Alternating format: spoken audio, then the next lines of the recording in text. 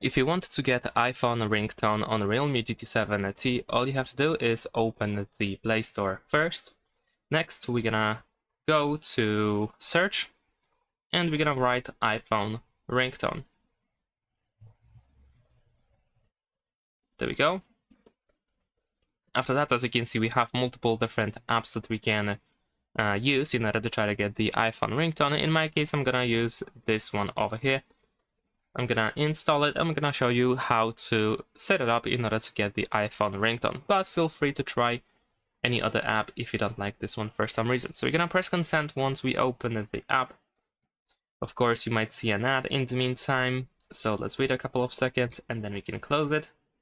We need to grant permission for the app, press OK over here, and then we need to allow modifying system settings so that the app can actually set up the ringtone. Now over here, if you press play, you should be able to hear the ringtone. So let me try to volume up a little bit. Alright, so if you like any of these, then what you can do is you can tap on these three dots that we have on the right side, and then you should be able to choose ringtone over here. You will probably see an ad in the meantime, so then close it. Then we have this information. We have set the ringtone successfully.